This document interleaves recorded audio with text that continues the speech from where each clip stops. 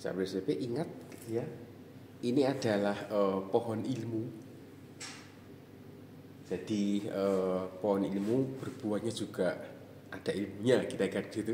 Jadi kalau Anda melihat yang digantung ini adalah disertasi gitu ya, doktor yang ditayangkan, yang digantung di pohon ilmu ini biasanya 7 hari sebelum public defense. Jadi gantung di sini untuk menunjukkan bahwa ternyata ada fakultas tertentu yang sudah menelurkan ilmu baru gitu ya, ada buahnya, kira-kira demikian.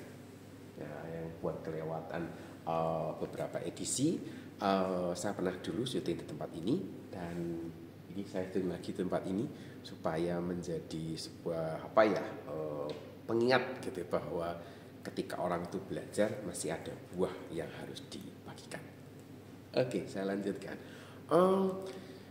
Jika Anda ingin menguji seseorang, beri dia kekuasaan. Cukup terkenal pernyataan ini. Sebagian besar mengatakan bahwa ini adalah pernyataan yang disampaikan oleh Abraham Lincoln. Tetapi berdasarkan penelusuran dari kantor berita Reuters, pernyataan ini sebenarnya dari seseorang yang bernama Robert Ingersoll. Jadi dia itu membuka gitu ya, membuka semacam introduction gitu ya. Jadi kata pembuka sebelum membahas tentang seorang bernama Abraham Lincoln, dia menggunakan kalimat ini. Jika Anda ingin menjadi seseorang, beri dia kekuasaan. Setiap orang bisa bertahan dalam kesulitan, tetapi hanya sebagian yang bisa bertahan di dalam kelimpahan, dan kita bisa menuntutnya dari Abraham Lincoln. Kira-kira itu pernyataan lengkap yang disampaikan oleh Pak Robert tadi.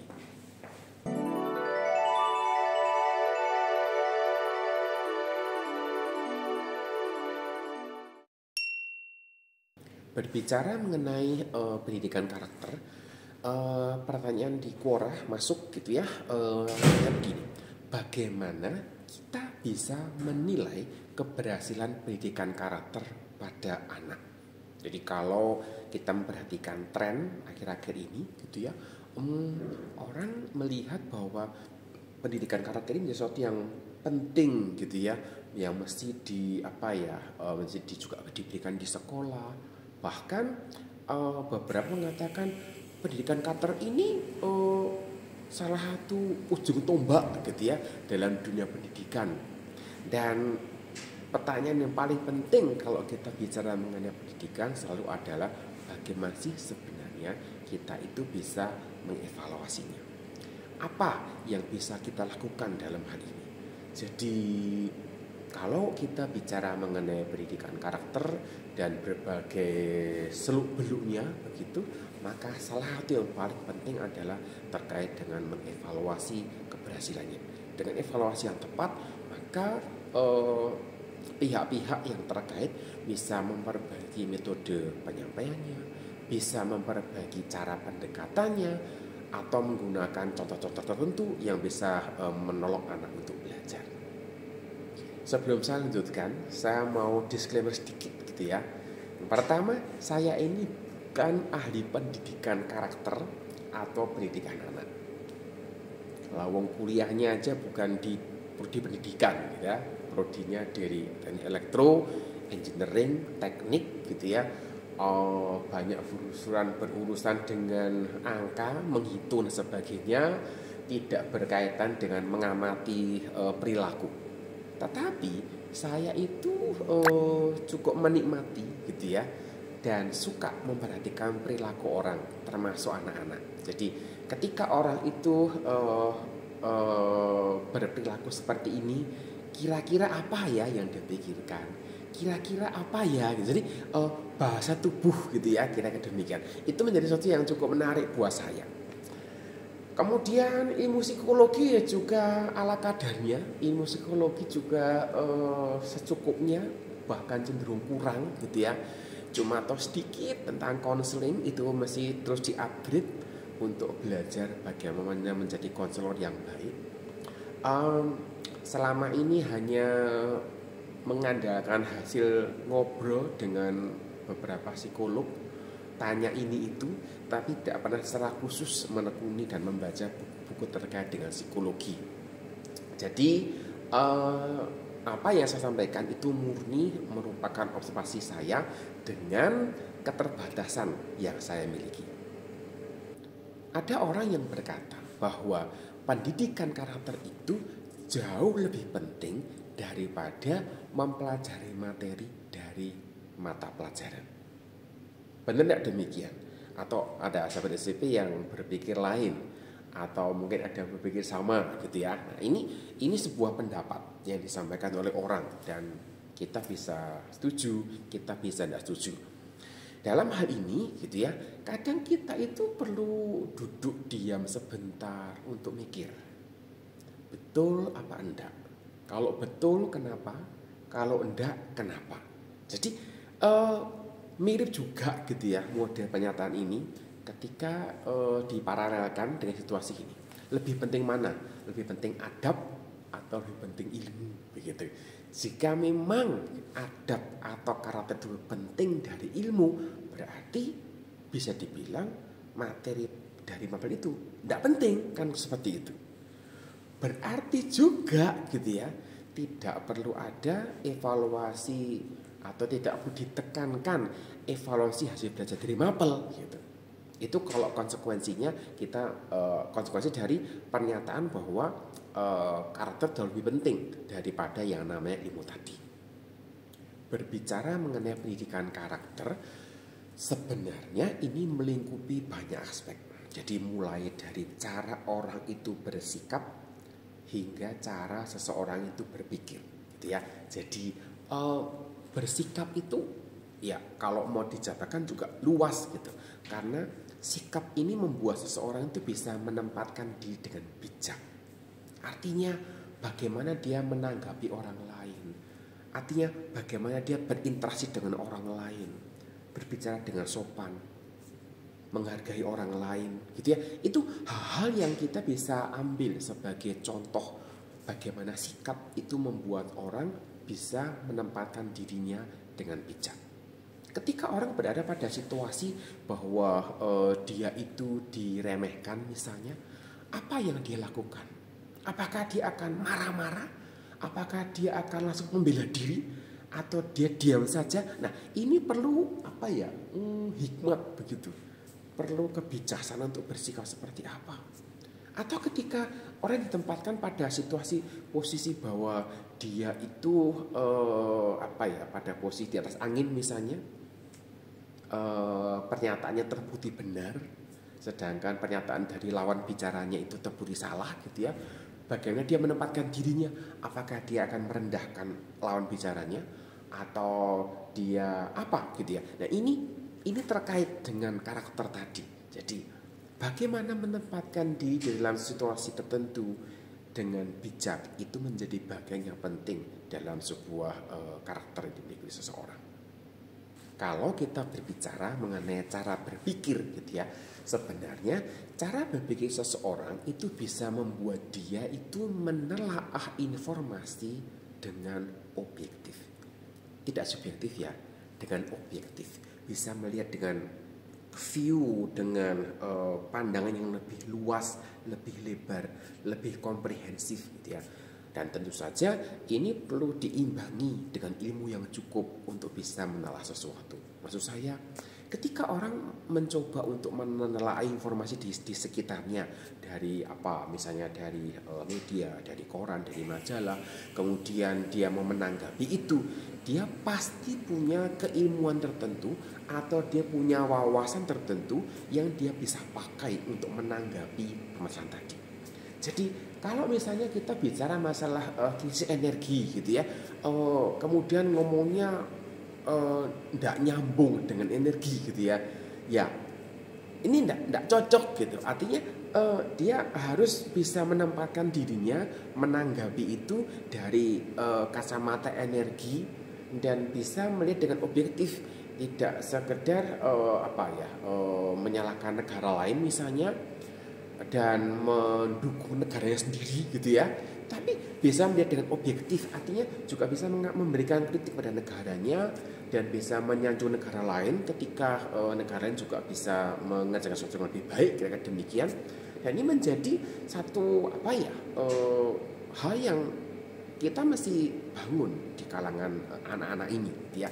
Dan dengan gitu ya, dengan ilmu yang dimilikinya tadi, dengan dasar wawasan yang dimiliki tadi, ketika ada sesuatu yang bisa ditanggapi, maka orang yang demikian itu tidak akan mudah menghakimi orang lain gitu ya, dan bisa berpikir dengan bijak. Ini menjadi satu yang cukup penting juga, karena ada cukup banyak konflik terjadi karena orang itu cenderung untuk menghakimi orang lain gitu.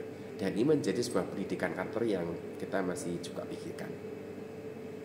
Nah, kembali lagi, terus bagaimana cara kita mengevaluasi keberhasilan pendidikan karakter? Gampang sih gitu ya. Caranya adalah dengan menempatkan seorang anak pada situasi tertentu. Memang mengkondisikan itu bukan hal yang mudah, tetapi kita bisa kok gitu ya membawa anak pada kondisi tertentu untuk dia bersikap bagaimana dia dites, kira-kira demikian. Cocok sih dengan apa yang disampaikan oleh Robert Ingersoll tadi. Jika Anda ingin menguji seseorang, beri dia kekuasaan. Integritas seseorang itu akan diuji pada situasi yang sangat baik atau sangat buruk. Jadi orang yang pada kondisi normal dia terlihat baik gitu ya, itu sebenarnya belum tentu dia adalah orang yang baik gitu ya.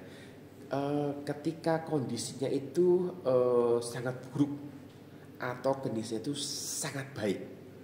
Jadi ketika orang itu saat dia itu miskin sekali gitu ya, apakah situasi itu mendorong dia untuk mencuri atau melakukan kejahatan? Ketika dia itu butuh uang gitu ya, apakah situasi itu mendorong dia untuk menipu sana sini? Nah, ini menjadi sebuah koreksi terkait dengan tadi pendidikan karakter gitu ya.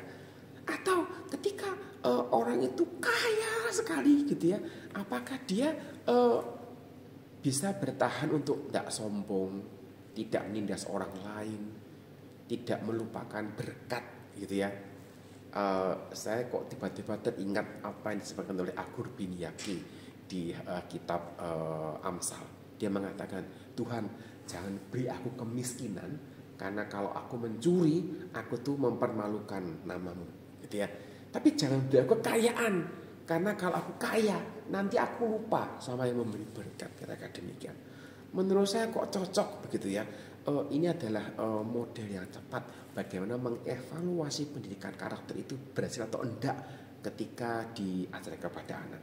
Caranya ya tempatkan anak itu dan evaluasi anak itu pada situasi tertentu yang membuat dia itu tidak nyaman atau merasa sangat nyaman. Masalahnya, nah banyak orang berpikir bahwa pendidikan karakter itu cuma urusannya sekolah.